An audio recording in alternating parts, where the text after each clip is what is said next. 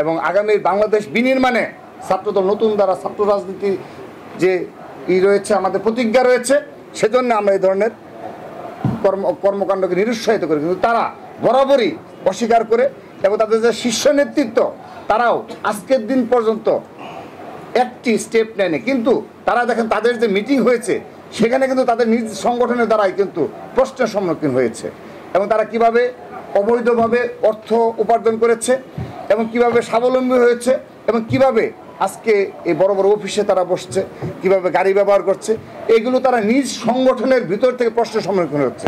সে কারণে তারা এই হত্যাকাণ্ডের সাথে আমাদের এই তাদের যে নেতাকর্মীরা জড়িত এটা যদি অস্বীকার করে আমরা এটি অবাক হব না। কিন্তু আপনাদের নিকট আমরা সেই দায় ছেড়ে দিলাম যে আপনারা বিবেচনা করবেন যে আমরা যা বলেছি তা সঠিক কিনা। ধন্যবাদ। এই গত বৃহস্পতিবার অর্থাৎ 3 দিন আগে আপনাদের মনে থাকার কথা, এই আকবর শাহ থানা, চট্টগ্রামের এই আকবর শাহ থানা মুস্তফা হাকিম কলেজে একটি অনাকাঙ্ক্ষিত ঘটনায় এবং সূচনা করেছে তারাই, এই বৈষম্য বিরোধীর কতিপয় নেতৃবৃন্দ এবং গুপ্ত সংগঠনের নেতৃবৃন্দ শুরু করার পর সেখানেও ছাত্রদলকে মব জাস্টিসের শিকার হয়েছে। ছাত্রদল শুরুতে উস্কানি দিয়ে হামলা করে পরবর্তী যখন তারা প্রতিরোধের সম্মুখীন হয়েছে, তারপর গিয়ে থানায় গিয়ে তারা আবার কার নামে মামলা হবে কি হবে সেই কাজ করেছে। সেখানেও যখন প্রতিরোধের সম্মুখীন হয়েছে তারপর তারা সেখান থেকে চলে গেছে। কিন্তু এই ধরনের বিচারহীনতার সংস্কৃতি এবং এই মব জাস্টিসের কালচার আমরা কিন্তু এই অন্তর্বর্তীকালীন সরকারের সময় ব্যাপক আকার ধারণ করেছে। এক্ষেত্রে আমরা নিন্দা জানাচ্ছি এবং তাদেরকে সুষ্ঠু ছাত্র রাজনীতি চর্চার আহ্বান জানাচ্ছি। বৈষম্য বিরোধী ছাত্র আন্দোলনের তারা তাদের ভেরিফাইড ফেসবুক পেজে যে স্টেটমেন্টটি দিয়েছে, আমরা মনে করি তারা নতুন বন্দোবস্তের নামে সেই পুরাতন বন্দোবস্তই চালু রেখেছে এখনো পর্যন্ত। দায় এড়ানোর যে সংস্কৃতি ছাত্রলীগ চালু রেখেছিল, বৈষম্য বিরোধী ছাত্র আন্দোলন সেই পথেই হাঁটছে।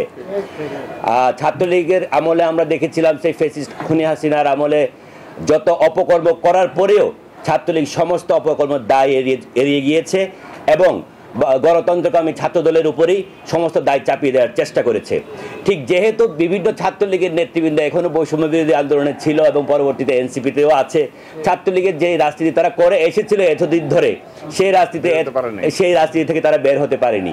আমরা মনে করি এই দায় এড়ানোর সংস্কৃতি বাদ দিয়ে নতুন করে ইতিবাচক রাজনীতি চালু করুন, ইতিবাচক রাজনীতির আপনারা শুরু করুন, চর্চা করুন।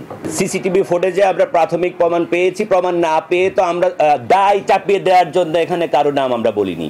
আমরা আহ্বান করব বৈষম্য বিরোধী ছাত্র আন্দোলনকে, আপনারাও আসুন, সহযোগিতা করুন, যেন একজন ছাত্র যে গণতান্ত্রিক আন্দোলনে ছিল, বিগত জুলাই আগস্ট গণ অভ্যুত্থানে সক্রিয় ভূমিকা ছিল, এই ধরনের একজন ছাত্র শুধুমাত্র ছাত্রদল করে বিদায় তার হত্যাকাণ্ডকে আপনারা বৈধতা দিয়ে দিবেন, আমরা ওই হত্যাকাণ্ড আপনারা করেননি বলে এটা এড়িয়ে যাবেন, সেই এড়িয়ে না গিয়ে আপনারাও আসুন, এই হত্যাকাণ্ড যারা ঘটিয়েছে তাদের বিচারের দাবি তুলুন। ধন্যবাদ।